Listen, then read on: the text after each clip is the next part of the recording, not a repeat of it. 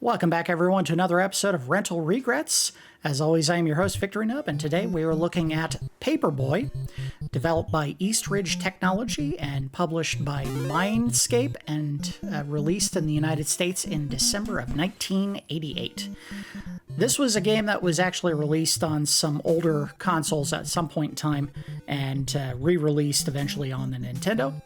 I think every kid on the planet played this game, probably because at some point they had a job kind of like a Paperboy, which of course is a wonderfully dated job title that probably doesn't need to exist anymore, alongside scriveners, page boys, and whaling crews. I mean, who gets their news from newspapers anymore? If you do, check out the internet. It's pretty awesome. Anyway, let's go ahead and get started. This is an episode of Rental Regrets, so we're going to forego the usual story setup and some of the frills of the video recording and editing, and just go ahead and play the game. Come on. I know I wasn't playing. There we go. So the task of Paperboy is pretty simple. All the houses in white are subscribers. All the ones in black and red are not subscribers. We just got to throw paper at either the front door or the mailbox of the subscribers and try not to get killed by the monsters that live in this neighborhood. First one's good. Now, you get more points if you actually put it in the mailbox. And, of course, if you don't hit the front door, I got killed by a dog. That was a Yorkshire, too. That's embarrassing. If you don't hit the front door and you just hear that kind of quiet splatting sound, you don't actually get any points. Now, I believe, and I don't know if this is 100% accurate, that if you hit certain houses, or the non-subscribers, if you hit either the window or mailbox, if they have one, you actually get them as a subscriber. I might be wrong. That might be the Super Nintendo version of the game. If that is the case, well, so be it. The good news is, in this game, you don't actually bail out if you hit a curb, which I think in the Super Nintendo... I'm far more familiar with the Super Nintendo version of this game than the regular one. Oh! That guy was trying to murder me. Look at that. Came out of the house with what I assume is a knife. Maybe it was a rolling pin. In either case, they were trying to kill me.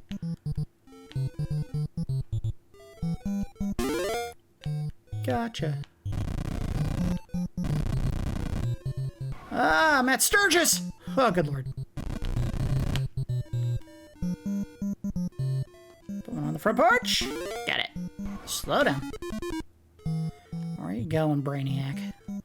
You get extra points for doing other crazy stuff like knocking over tombstones and hitting for sale signs. I think that's a for sale sign. And I missed, so I didn't hit it. Of course, you got to watch out because you only have, I think, when you get a fresh supply of newspapers, 10 in total. So you do too many of those, just hitting random targets, you run out of ammo and then you can't do your job.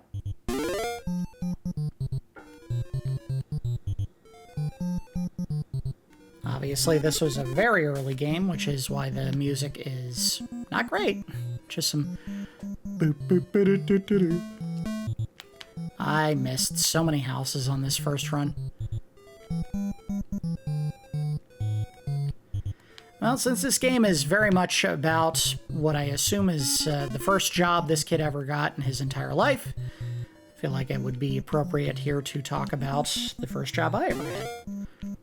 I happen to live near an amusement park, and I decided to get a job there for the same reason that most kids probably go to work at amusement parks, which is you get free access to the park when you're not on duty. And of course, that's a nice benefit because, you know, you like going to the park, play around. Tickets aren't terribly cheap. You can go in there all you want for free once you have a job there. Why wouldn't you? Now, of course, the thing that you don't realize until you actually do it is you don't want to go to work when you're off duty. It's not terribly fun. So I probably did it, I don't know, 10, 15 times. Bailed out. Did I die for that? I don't know. But yeah, I probably did it 10 or 15 times as part of my employment. Yeah, I missed 3 people. However, the big issue with the job that I had at that park was I lived about 45 miles away from the job. And back in the day when, gas was only $1.20, $1.10 a gallon, not a huge deal, but I crashed. Stupid tornado. Of course, if we were doing that today, that would probably be so prohibitively expensive, you would never, in your right mind, actually... put it through the window. You never in your right mind get a job that basically only paid me $7 an hour when I got it. That was before the minimum wage was, I guess, $7.25 now, so they didn't have to pay that much. Not to mention, working in an amusement park, or at least the one I worked in, is considered seasonal employment, so they feel no need to ever pay you overtime if you work more than 8 hours. So it's really an incredible racket. They get basically cheap child labor. And of course you hear someone say they worked at an amusement park and they're like, oh cool, you operated the rides. Nope. I worked as a food and beverage employee. Because they had plenty of people who were willing and able to run the rides, but there are tons and tons of jobs available in food and beverage. Not that they're ever actually any fun, but it's easy work if you're looking for it. I did manage to stay... Uh-oh. Oh, no. I think I lost. I did. Paperboy calls it quits. Probably because he's getting murdered by a bunch of random people in the neighborhood. That lady tried to kill me, and all I was doing was delivering my paper. I did stay on long enough with this amusement park to end up becoming a manager. However, if you were under the assumption that getting management positions at an amusement park was going to pay a dramatic amount more than just your average cashier / manual labor for an amusement park, I am here to dissuade you of that notion. I think my starting salary when I first started working there was maybe $7 flat. As a manager, actually I was an assistant manager, but the difference is very minuscule, at least from my experience. The salary that I made as an assistant manager was a whopping $8.40. So, was it really worth the extra responsibility, the headaches of having to deal with employees that were never terribly interested in doing their job? Having to work 16-hour shifts. Yes, I worked 16-hour shifts as an assistant manager, with the very small possibility of getting a commission if we managed to double our budget for any given day, and basically have absolutely nothing to put on our resume that anyone would ever give a crap about. No, it was not worth the $8.40. The funny thing is that was the highest salary for any assistant manager in the park, which does not really speak well of the park that I worked for. So, no, I wouldn't recommend any kid ever do that unless they live within 5 miles and are really big fans of going into the amusement park when they're off duty, which I imagine some kids probably were. But no, not worth what I ended up going through for it. No, dog, go away. Leave me alone! He's keeping up! Bad dog. Get it? Hey! I'm starting to get the hang of this. I think you can hit that guy. I also think that's a terrible thing to do.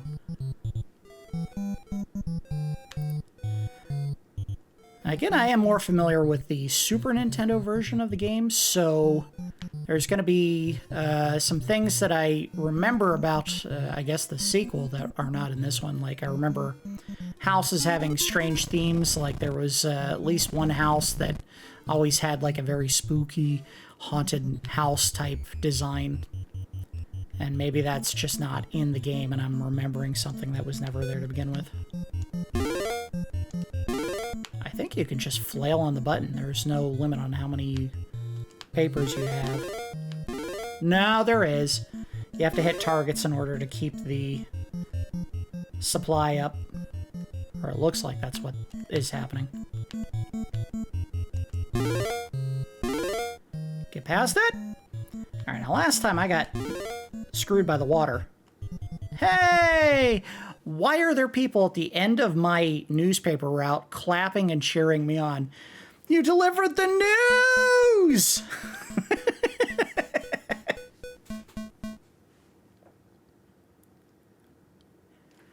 Yeah, pro tip for anyone at home who is trying to find a job for their kid to do when they are out of school for the summer or just looking to pick up a couple extra bucks to spend on whatever they want. Don't let them get a job that's 45 miles away from your house, no matter how bad they want it. Tell them they have to do it close to home.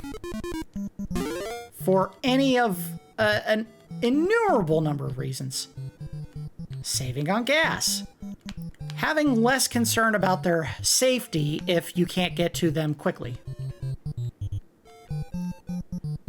Cheaper maintenance on the vehicle. Maybe they don't even need a vehicle to get to their job. This was a terrible decision, and yeah, in hindsight, I don't think I ever should have done that. There were plenty of places that would have hired me nearby that I would have loved as much as I loved that job, which is to say I never loved the job to begin with, but it was money, so. Plus, once you get in, and there's no guarantee with any job that you're ever going to be hired, but once you get in, of course, if you have a decent evaluation when you leave the job, they're more than willing to rehire you when you come back. Bad dog. I don't know if you can hit these guys. No, I didn't. What? Oh, come on. I didn't touch him. And then the skateboarder adds insult to injury and runs me over. Well, that was good, bad. All right, come on. I'm not even getting on the top 10. I should keep playing until I get to the top 10 at least once. One time.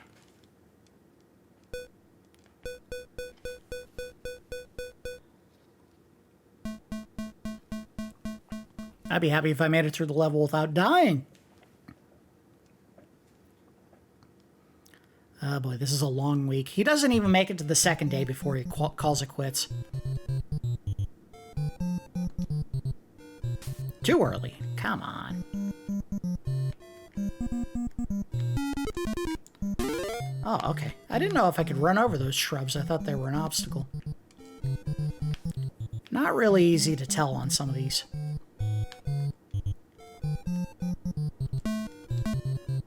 I think you can stop the lawnmower too. Sure can. And the idiot who's just running down the street holding a hoop in his hand. Nailed it! Bad dog.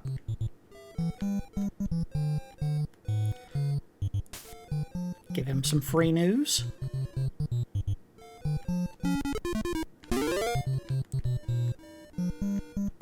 Now, let's see if I can get the mailbox on this one. Nope, I put it right in his garage, and then he murdered me. I keep saying he, I think that's she. In either case, she keeps murdering me. So that doesn't look like a rolling pin, that looks like a knife. That guy really likes tearing around the neighborhood just over and over. Bad form. Plus, I like his tough guy act where he's doing his breakdancing on the sidewalk with absolutely no cardboard. He's gonna go home and probably be just covered in rug burns. Concrete burns?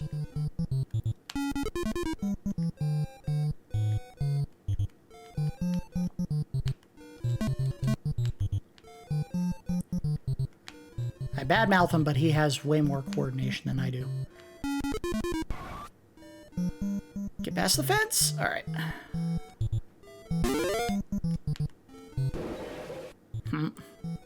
Alright, so that mailbox is really hard to hit. Let's just go for the door. That'll work. And go for that one. Oh, got it. Whoa! By the way, if the newspaper that, or the company that publishes the newspaper this kid is delivering for can afford to set up this kind of training course, maybe it's a good thing that print is dead. Okay, so you can just jam on the button, because apparently every time you hit a single target, you get all your papers back. Maybe that's the key. Just jam on the button.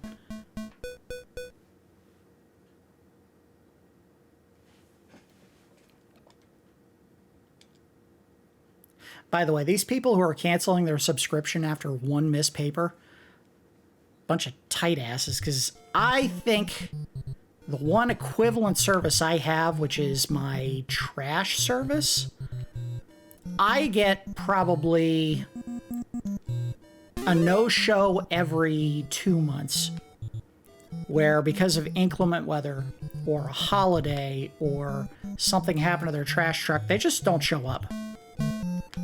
And I have an HOA that is paying for this, and they apparently have no problem with the trash company just no-showing us on a fairly regular basis. I joined the HOA to register a complaint about that, but that would require me to actually care. Which I don't. Damn it, I missed another one. Alright, let's see if we nail the mailbox on this guy. Get it? Hey! And the kid, for good measure. Right in the window. Alright, go, go, go, go, go, go! Alright, made it. Lady, you are killing me. In a very literal sense. I can't waste any more newspapers. Whoa! Hey. I'm starting to get the hang of this.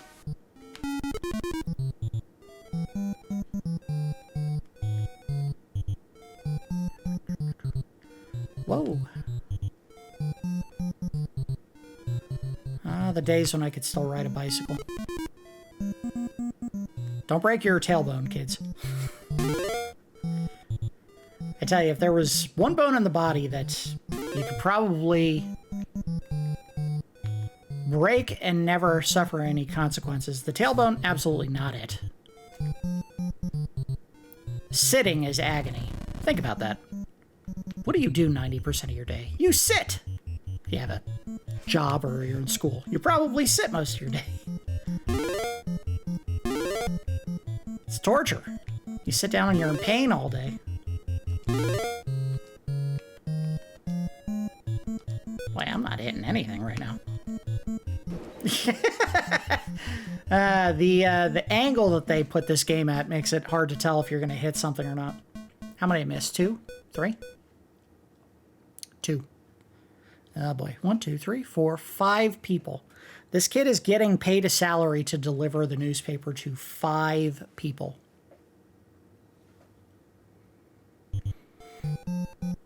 I don't know how the newspaper company is still in business. I would imagine at this point they would be like, look, kid, you're missing so many of our customers. Maybe delivering news isn't for you.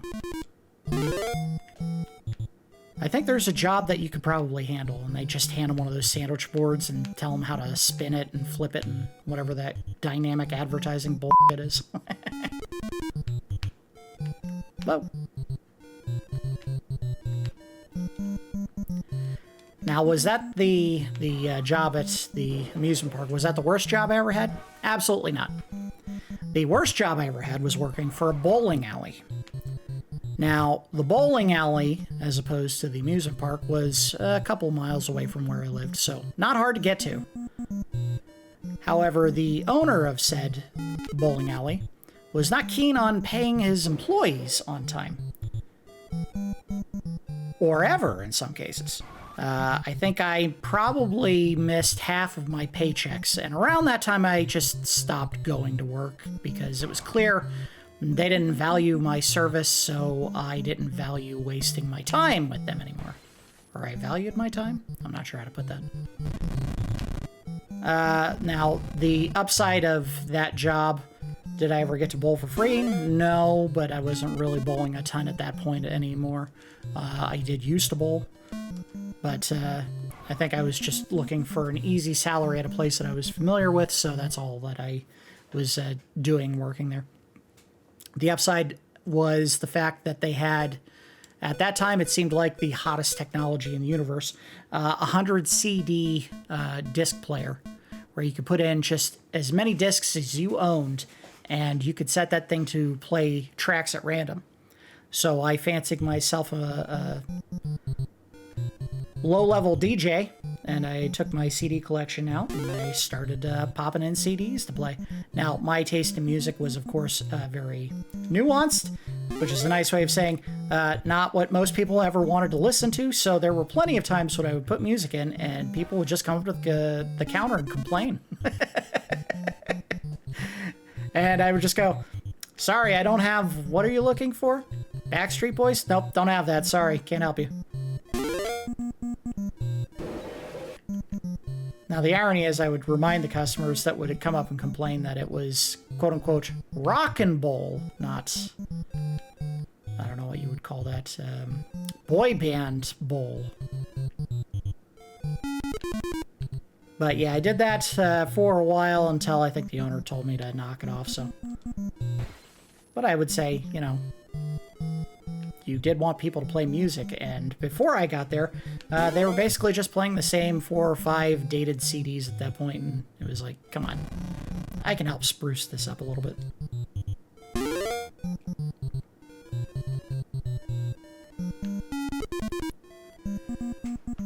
Now, of course, at the risk of making a current employer mad, I would say that I've definitely had better jobs, or at least jobs that I enjoyed more. I don't know if I would say the job I do now is the best job, necessarily because of the work that I do. Do I love what I do? It's okay. It pays the bills. I think the most fun I had with a job was probably working at a Christmas tree lot. And what I basically did there was, you know, it was a seasonal job, so we would get a whole bunch of trees and try to sell them. The owners had multiple concessions that they did, usually at military bases. Again, I live in Northern Virginia, so there are plenty of bases in the area that you can set up those kinds of businesses for. And we would see the owner maybe once every season. We really did not see them very often. They hired people that they trusted, and they left them to do the job. I enjoyed that a lot, because it gave me time to not only do the work, which was, you know, never the most brisk work ever, but also do any work that I had for school. At that time, I think I was in college, so it was mostly like community college stuff, but it was very easy work, very low stress, and eventually I had a friend from the neighborhood who also got the job there, and maybe did some stuff that was not legal while he was working there, but I never participated. Most of the fun that we had when he was working there was, part of the job was if we had Christmas trees that were not sellable, and maybe too many of the needles fell off, it was lopsided, maybe too few branches on them. We were told to just kind of set them aside in a pile that they would end up coming up and cleaning out at some point at a future date, probably at the end of the season when we were selling trees. And what we would end up doing is we would put those in a pile, like we were told to, and then we would take turns jumping into the pile. Was the pile the softest pile of trees you've ever jumped into? No. Did it matter to a bunch of 19, 20-year-old kids who had more resilience than brain cells? No. So we would jump into the pile, practice wrestling moves in the pile. Yeah, that was a lot of fun. I enjoyed that job quite a bit. Did it pay much better than what I was making at the amusement park? Nope. I think I was actually making 20 cents less doing that, but the difference is, of course, I wasn't paying for nearly as much in gas as I was working at the amusement park. So I almost certainly made more working at the concession stand.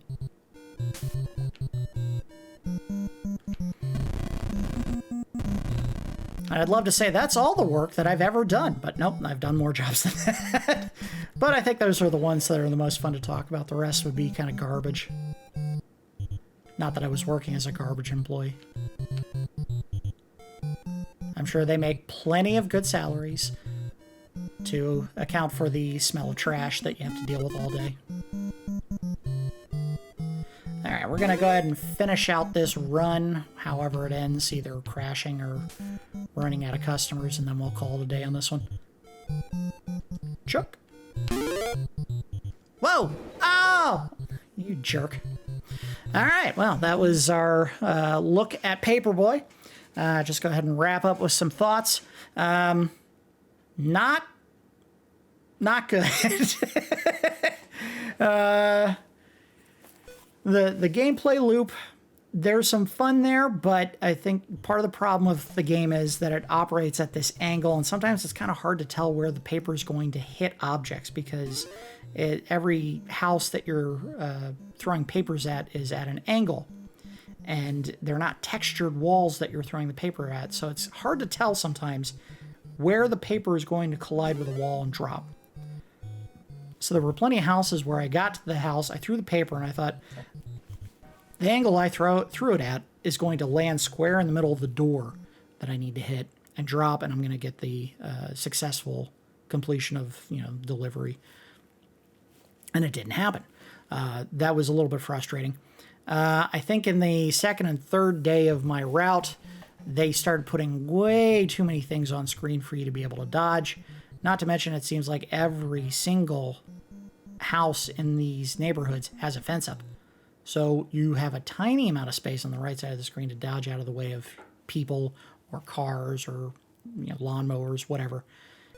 And that's not the most fun thing in the world. Having a little bit more room to dodge out of the way of stuff would be great. Also, it seemed like my guy kept hitting things that I wasn't actually touching. So the collision in this game is pretty bad as well. Not great. I just finished recording the Ninja Gaiden 2 episode of Nubs Collection the other day, so the sense I have for bad collision fields is at a heightened level right now because of how obnoxious some of the collision was in that game. In this game, not much better. As far as my regret for this game, I regret spending the money for it today. The funny thing, and maybe I'll put a picture up here to show, the cart, because I did buy this off of eBay so that we could look at it today, has a sticker on it that says the game was $4. What did I pay on eBay to get it? Not $4. This was a lot more expensive. This was 5 times that. I paid $20 plus delivery to get the game here to take a look at today, and boy, not worth the money. I definitely regret paying the money for this today. This was not a terribly enjoyable experience. So that's going to do it for this episode of Rental Regrets. As always, I do appreciate each of you watching, and I will see you next time.